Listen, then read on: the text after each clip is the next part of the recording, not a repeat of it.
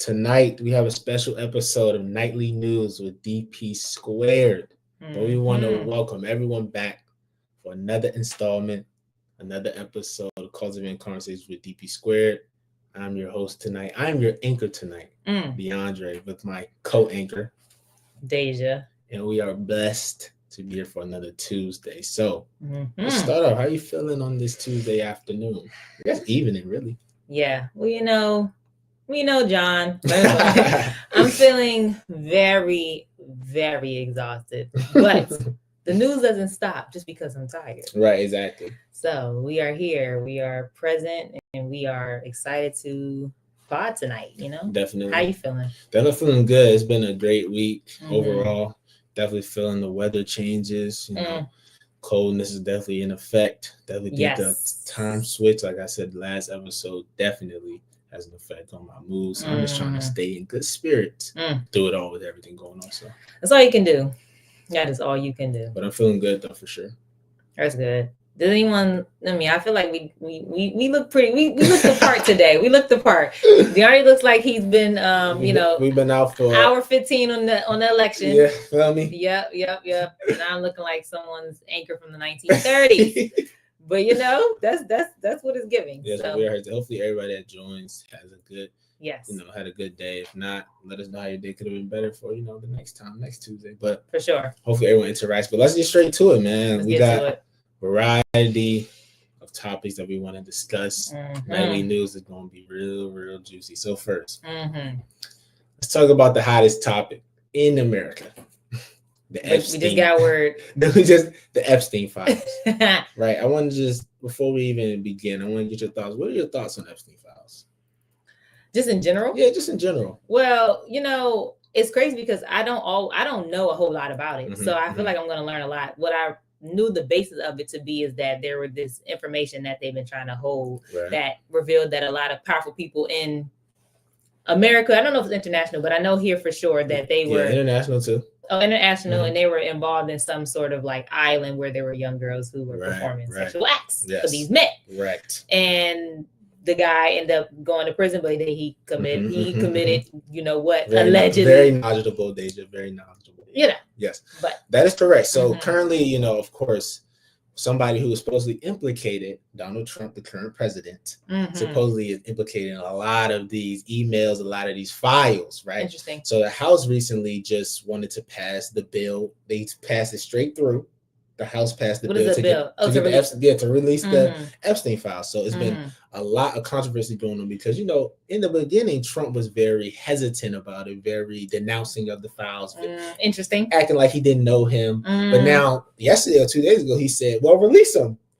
Go ahead. No, I'm just saying he's trying to call their bluff, basically. Yeah, so basically, I'm thinking, once the releasing of these files, we've seen Trump in many scandals. Do you think that this will really change anything? No, that's my short answer. I definitely don't. I just don't think it will. I really, the fact that when he was, I don't know if it was while he was president or when he was running, where they that's when he had got alleged, officially charged for something, literally charged something, and it didn't affect his presidency or anything at all. So I'm just thinking the fact that there's other powerful people who are allegedly a part of what happened. It's going to make it a lot easier for people not to care. Yeah. Because it's going to be way more people implicated just the president. Yeah. It's going to make good comedy and good entertainment. But when it comes to actual legal purposes, I don't think that's going to happen. Right. And then one thing, the overarching idea, the overarching theme is pedophilia in this country, right? Trifling. Both sides, Republican and Democrats, really get, everybody's really hard on pedophilia naturally.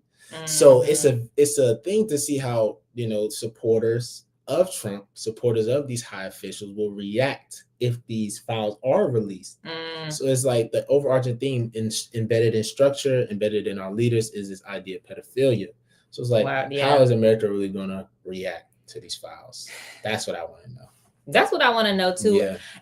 I really want to know that, and then it's just like as time goes on, I always be like, I am not surprised. The world, this country continues to amaze me with how much we don't care about stuff anymore. You know what I'm saying? It used to be at a point where you're like, oh my gosh, like Bill Clinton cheated. Yes. It was like, you know what I'm saying? Now it's like you didn't cheat, you know what I'm saying? Like how it turns. So that's a great point. No one cares, and it's just really sad. It is really sad because then it's like the whole idea, fearing for the we are kid. definitely desensitized. Oh, 100%. Yeah. Fearing for the kids, but it's going to be weird to see Republicans. They were so hard on, especially during the Joe Biden presidency. Yeah, they were. About pedophilia and calling Joe a creep and calling a lot of Democrat officials creeps. So now to see the person that they praise may be in the same predicament. Yeah. So I mean, we'll keep y'all up to date on what happens. Yes, indeed. On next episode, we'll keep you updated. Yes. But if you want to go to the next thing, if that's okay with you, Anchor. Okay. The next thing is, I know a lot of people, especially in our area, the government was shut down for a record 43 days. Actually, unbelievable. 4-3 things were shut down in the government. And I think that is absolutely bananas. It's odd because the shutdown, people are taking very negative. You know what? Should we go back? Should we make backstep for a second? Because I don't know if people even know what it means for the government to be shut down. Good. I don't know all that much either, but what I'm trying to say is I know that they could not agree, like I guess House and the Senate couldn't agree on certain bills that were maybe going to be, or the budget, maybe like the funding budget of the government. Yeah, they were not agreeing. So it's like basically it was because we can't come to an agreement by this point in time. We not doing nothing until we get it together. So it's like and it lasted for 43 days. So that was just crazy. Yeah, and I think also it's the people who looked at this. I want to know what the viewers think. Either both parties, Democrat or Republican, how do they feel about the government reopening? People thought that the government's kind of lied down and accepted to what the Republicans were asking for. So Democrats did? Right, because they didn't want the suffering of millions of Americans that were on SNAP, millions of Americans that are using government funding, or people that work for the government, federal workers being affected by the shutdown. But I want to ask you, Anchor. Yeah.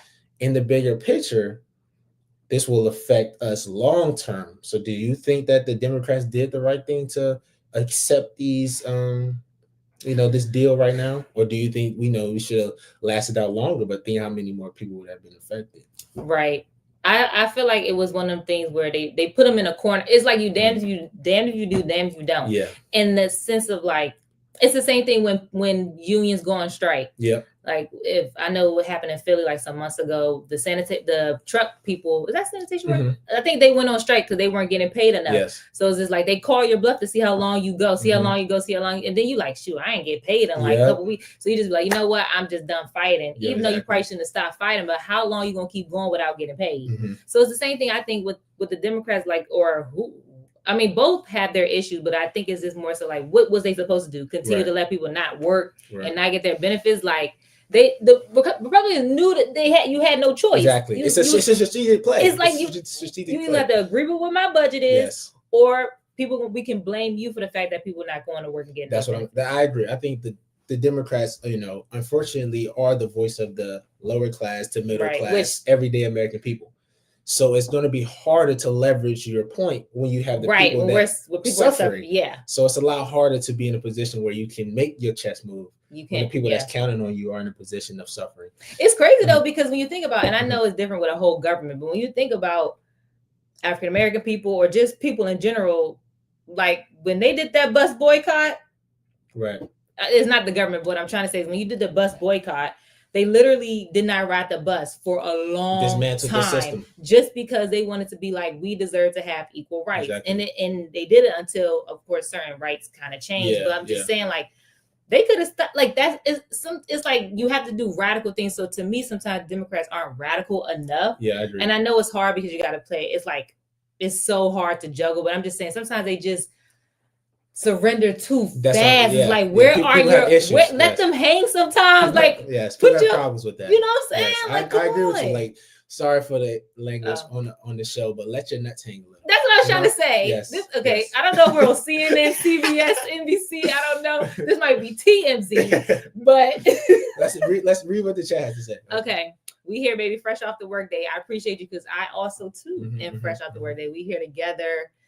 Did y'all see the House vote? Epstein files on the way. Yep. Just speaking on that. Yes. 100%. Our family was really felt it. Yes, I agree with the Democrats. People were suffering. Healthcare will be addressed. Like, in the future, right? Yeah. It's like one of the things with a child, we're gonna worry about that when we get there, I guess. Yeah. They were between a rock and a hard place. Yeah. Definitely. In the my bad. I gotta get proper professional. Sorry. Yeah, like who is this guy? Let's pivot just a little bit, still on the government shutdown topic, yeah. Okay. I want to discuss the argument of SNAP benefits. And I want the people in the chat to let us know what you think about this as well. Okay.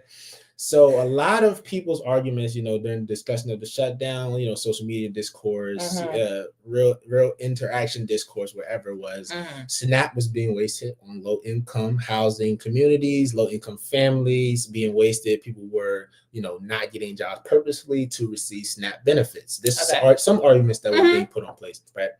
And, majority were being towards African-American people, minorities, Hispanic, etc. Okay. Yeah. I want to bring up this topic to you, right? 35% of white people receive SNAP benefits, which is the most in general, okay? Yeah. But while minorities as Black, 24%, and Hispanic, 17%, do receive more per capita. So which meaning population-wise, Black people do receive more per Black person, okay? Yes. But I want to ask you, what if people are complaining that low-income families are using SNAP for the wrong reasons, and they're giving no solution? What could be a solution? Is it funding intercity communities more, which they still don't do? Yeah. Is it, still providing government funding, for families that they believe they're not using it for the right reasons? Yeah. But we do realize that 35% of white people are using SNAP. So it's like, are these racial embedded ideas, you believe, or do you think that this is more of an overarching government structural problem? Personally, I think those comments are racially motivated. Yeah. To denounce, to put it like a narrative out there. narrative out there that SNAP should be defunded due to the fact that only minorities are using SNAP. Right. Now, the $2,000 relief that Trump was just speaking on, people were quick to want that. So it's very ironic how people kind of like they shame someone for wanting to take quickly some benefits that the government's giving. In one way, they think that's bad, but in another way, they think that's allowed. They're helping. So it's kind of odd to me when the government shutdown was going on, that this discourse was happening. I don't know what your thoughts are, though. It's so crazy. I feel like, how can I say? Where do I even want to begin? I feel like, how can a government tell us to not cheat a system when they cheat us every day? Like, it's so hypocritical to be like, of course, no matter what you do, there's going to be people who are going to try to cheat the system or take advantage of something. Yeah. There's going to always be someone to be like, yeah, I don't need these benefits, but I'm going to find a way to get them. Like, do you think that's wrong? I honestly don't care. I really don't. I feel like if you're putting yourself in a situation where it hinders you, I think that's when it's an issue. When for example, when some people be like, well, I'm not going to go out and try for certain jobs because if I make a certain amount, I'm not going to be able to be in this house that's super cheap rent or something. I feel like that that's not going to be good for you and your family long term. Because you should have just tried to elevate more in life and then have better opportunities for yourself instead of like trying to keep yourself within a certain. I know that happens sometimes, but when it comes to like, it's on the table. Why not take? Like, I don't. Who cares? Yeah, and one thing I wanted to bring up as well is low income. Of course, minorities are in majority low income communities like that use SNAP, of course, and they're more inner city communities which do have high poverty rates. Of course, more people, more poverty, etc. Yeah. So I don't believe that people can blame SNAP users. You can. For one, growing up in unstructured communities with low education, high crime, bad housing. Yeah. And then you blame them for getting benefits from the government, but you're doing nothing to uplift those communities. Actual issue. Or even when you think about people, go ahead. No, go ahead. Yeah, continue. I was gonna say, even when you think about people where it's like, if you want to become a first home buyer, or you're a mother where you are in a relationship, but having extra benefits will help you and your family. Like, sometimes I just hate that it's always a narrative of like, it's these super poor people who are strung out and they have no purpose in life, who only use these benefits. Like, there are a lot of people, even immigrants or whoever, not like immigrants, like, I know people think immigrants is Hispanic people. That's not what I mean. I mean, like, people who come from other countries here. They use the first home buyer benefits and this benefit and this benefit to get loans, like to elevate in life. And that's the same thing in my mind as using a SNAP benefit. Like, these little things that help you, at least it's equity to help you try to get on a level and playing field with people who can just afford that without the help. And the people up top play the exact same games, just in different ways. Yeah. Even if they're not using government benefits, they're using loans. Yeah, you borrowing this and borrowing that. Exactly. It's the same. You doing crowdfunding and getting fundraising and that's you begging for money. Right. So it's just, I know we want to pivot off our government segment. But I just read what people in the chat say before we move on. Man, everybody I know got Snap. I wish I had them. Somebody give me some Snap benefits. For sure, especially if their argument is that they spend it on junk. Exactly. Those are just like, I think, are racially motivated comments. They are. I'm loophole Larry. Any events I can use, I will use. I will use. And lastly, they're not really giving a lot per month. People can barely survive. Right. It ain't like they just handing out. It's like, they just flowing in dough and Snap benefits. Right. That's hilarious. But I'm getting word about something. Oh, talk to us. Are we entering into our sports segment? Sports segment, okay. Let's start off heavy. Unrelated sports segment. Yes. You wanna tee us up? Let's get straight to it. It's been issues in the NBA, specifically with our veteran Patrick Beverley. Okay. Ciao. So I'm just gonna give a little background before we get into it. Okay. Patrick Beverley was arrested in Texas. So everybody online it blew up immediately, right? So everybody was confused. So he drops a message basically saying, I saw my younger sister with a older guy she's a minor, and he just wasn't able to control himself. I think anybody else would agree. That's what his message says. Okay. So now I'm going to release what was released today. Patrick Beverley is accused of punching his sister in the eye and choking her up for 30 seconds in his home. The sister, he did that too? Yeah. Oh, sorry. Yes, it was his sister. No, I know, but I thought he was doing something to the guy. You would think. Oh, my Lord. Okay, and I'm just going to read this just briefly. Beverly then seemingly scolded his sister before he grabbed her by the neck with both hands and picked her up off the ground, which lasted between 20 to 30 seconds. And this is the last thing I'll say. Trigger warning, sorry. And then lastly, approximately one time on her left eye with a closed fist. So listen. Wow. What are your thoughts on that initially? First of all, it came out that the young man was not a minor. He was 17. Oh. I mean, he wasn't an adult. They were both minors, 17 and 15, supposedly. Sorry. Yeah. So what do you think about that? On the surface of this, it's absolutely ridiculous. Because he said he caught them.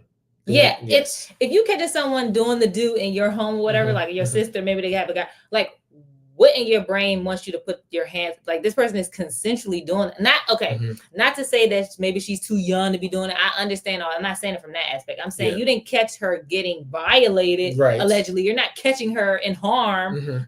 How does your first reaction go into like physically hurting them?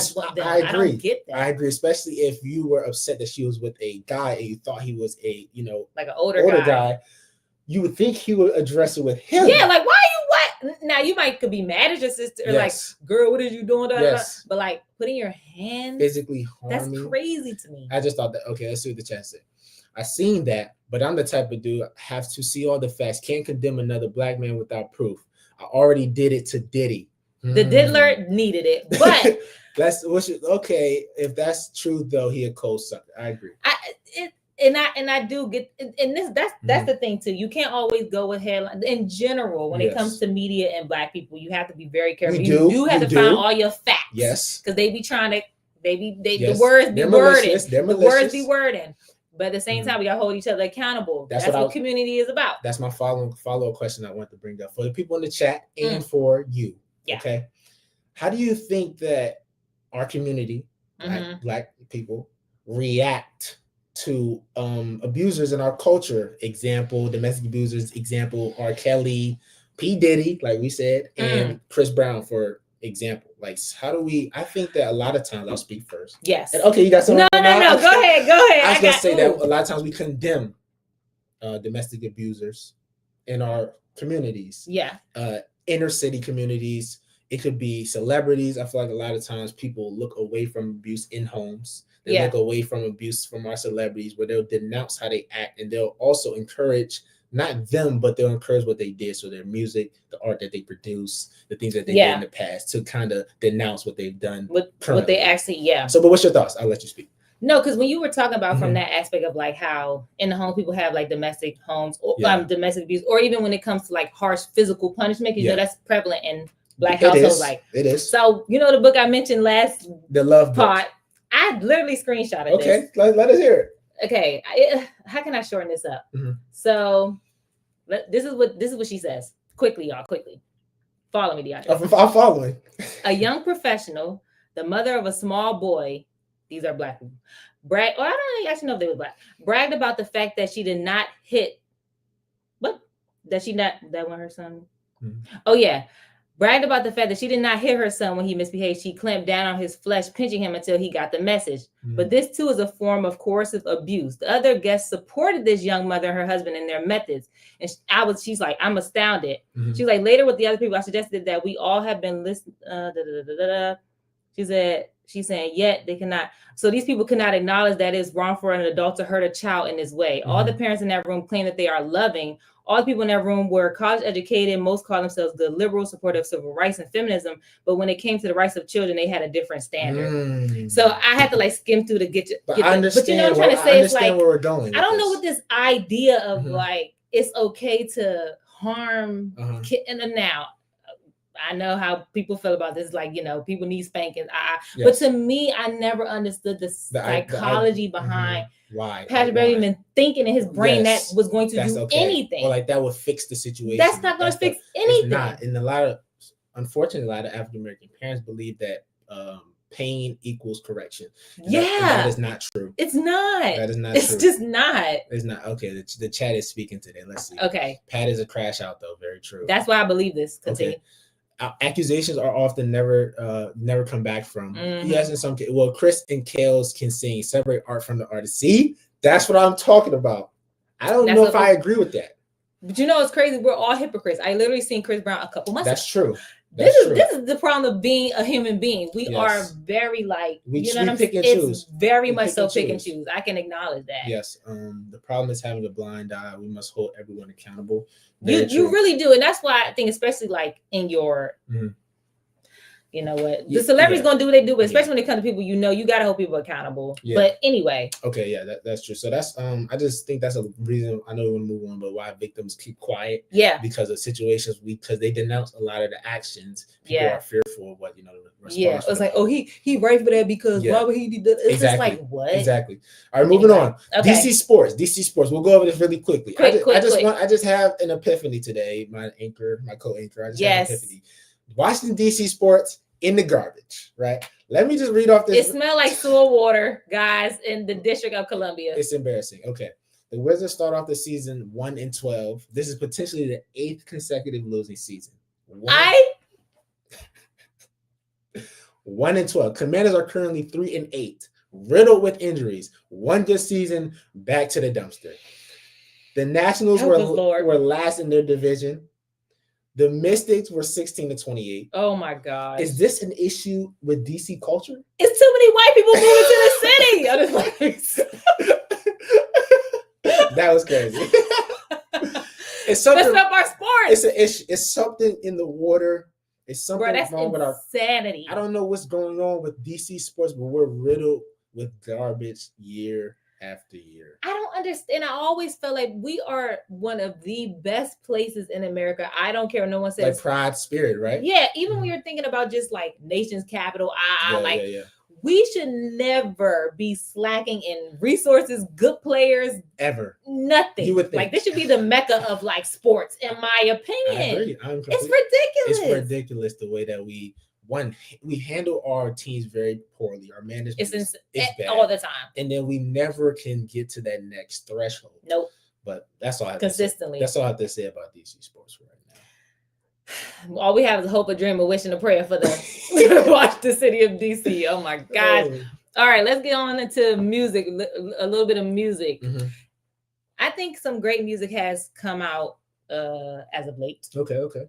Maybe this year. Maybe because I listen to a lot of music podcasts. They have been saying music has been really good this year. Yeah, okay. Most recently, Summer Walker dropped. I know you don't listen to Summer Walker like that, right? Yeah, I don't. Or Wale. But I saw that. I don't listen to Wale. That any new music that you listen to, like new albums, or that you were like, oh, this is really good this year, or I haven't. All old stuff. Yeah, it's ironic that you say that because I think that hip hop, unfortunately, has been in a bad place. I was going to ask you that. You think so? You think it has? I do. Okay. I do. I think that other genres are succeeding, rightfully so. Mm-hmm. And I think that I need to tap into that a little bit more. I need to get, I do love all genres, but of course, I'm majority a hip hop fan. Yeah. But I think that the music industry is going into a weird place. Yeah, that's what they've been saying. And I know you want to shift to a little bit about AI in music. How do you feel about that? Yeah, I think. Oh wait, it's the new administration. I agree. That's why our DC sports are so trash. Mayday! I see some money come my way. I had a little Excuse bet. Me. Let's get back to the show. I'm gonna ignore those eagle wings, please. Anyways, back to music. My thoughts on which part? AI music. Because I don't know if people heard, but Timbaland, the renowned producer. Do you know Timbaland? Yes, of course. I gotta ask you sometimes. Give me a. Timbaland's song is or with him on, or yes, song with Drake. Oh yeah, dun, dun, yes, dun, yes, dun, and he has dun, Justin Timberlake. Don't play with me. Okay. Okay. Anyway. Okay. Drop a Timberlake song. Shut up. So he announced that he signed a new AI artist, artificial intelligence artist by the name of Tata. That's a head scratcher. An AI. And from someone like Timbaland, who you literally was in the booth with real artists where they had to start from beginning to end for songs. And you're signing an AI, and he thinks it's okay. I don't personally like that, honestly. And I know that it was a huge scandal recently with artists using AI vocals. Right. So imagine using AI production. So it's kind of twofold. It makes the process quicker, but it takes the authenticity out of the music. Personally, it's not even a real person. That's what I mean. That's crazy. And even if so, the AI artist that Timbaland signed was a AI person, or just a person who uses AI in their production. It's an AI person. Wow. Like it's not even a real person. Wow. Right. Wow. That's exactly. It's not a real person. That's insane. I know. I don't know how to feel about that because growing up, of course, there wasn't AI around. So I'm just so deep in love with the process. Yeah, that's nuts. Of how music is made in the studio, But yeah, where you can hear the times change. Think about it though. You might use chat. Bruh, but we're gonna get to a place where it's gonna be okay for robots that have kids. What are we talking about? It's just you gotta it gets to a point. It gets to a point. It does gets to a point. That's different from auto tune, because I think people try to be like, well, T-Pain was using auto tune. I feel that's completely different. Completely different because it's still him. It don't come from the legend himself. And honestly, also just AI in general is just it's speeding up everything. So I wonder if it gets to a point with the music industry where no artists are needed anymore. Right. And just got AI versions of artists that already lived. AI, that's gonna kill me. That is going to kill me. Yeah, it's a lot that can unfold for sure.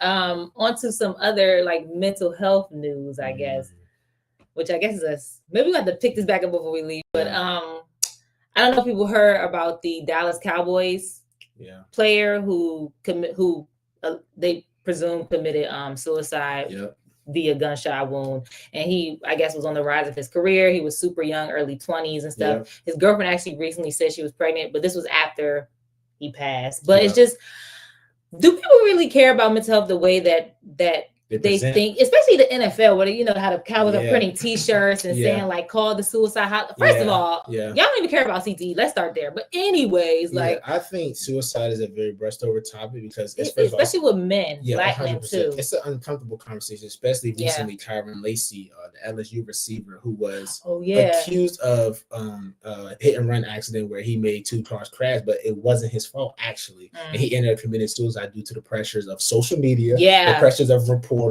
the pressures of people claiming that he did something that he did not do. So in this situation, I don't know what led up to this. I know they say he lost his mother recently, and some things may have transpired in his own personal life.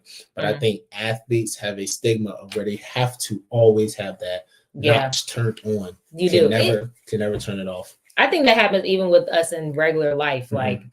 Some days, even with today, I will tell you before I came on here, I'm so tired, DeAndre. But you can't even tell. And nobody cares. Of course we do. No, but you see what I mean? Yeah, nobody. It's not. I'm not at an NFL player level, but I'm saying people deal with that every day, constantly, and you get to a point where you're just but I'm just saying it's easier than people think to get to a point where you're just so tired, you're just over, and many people are not going to show that point of themselves. Especially when seasonal depression is approaching us. And a lot of people are definitely going to be secluded in their own personal lives. So you have to look for signs. Yeah, you do. Because it's a lot harder. It's a lot easier to print shirts tell people call the hotline, tell people to research, mental health websites, but who's going to actually be there for somebody when they're ready? Literally, like are you going to be that phone call for someone? Exactly. You should want to be, because it really can make a difference. But outside of that, I mean, anything coming up that you are looking forward to in the, I don't know, to end off our nightly news segment. in the current event space, anything coming up that you're like, oh, I'm excited for this? Actually, no. Not really? No, I am excited to see the release of the Epstein files, just to see, what may transpire in America. America's in a very weird place, in my opinion. Just definitely with the social economic status of a lot of people. And I know we're trying on a high note, but it's the Alliance LGBTQ plus marriage has gone down significantly, like the advocation for it in comparison to like 2016 when Obama was the presidency in 2012. So it's just like, it's a weird place to see where we're going to go. So I want to see if these Epstein files lead us to a place of unity or more separation. Right. Never know. Yeah. Could be the start of something. You never know. I mean, I don't think I'm looking forward to much. I know next week, I'm looking forward to the pod next week. We are going to be podding again. We're on a row of consistency. It's like 4 weeks in a row. Need another nightly news in January 2026. Yes, because I'm sure it's going to be a lot. It's going to be crazy to cover. But we appreciate everyone for joining in our nightly news edition. We love to do these. I remember we first did our first one. My hair was like this small. It's crazy. Like it was like 3 years ago. Yeah, that was like 2022, maybe. Insanity. Yeah. Shout out everybody for joining. For sure. We love y'all. We appreciate y'all for tuning in. This is not my normal getup. I don't want to look like this. I hope no one thinks that I thought this was cute or stylish. This is giving anchor woman. Like 1940s Italy. Like, it's giving like the girl that's smoking a cigarette on top of the balcony. Yes. Yes. Very so. I like it though. Okay. But again, thank y'all so much for tuning in, and we will see y'all next week. Stay safe. And salute. Peace out. Not peace out. Signing.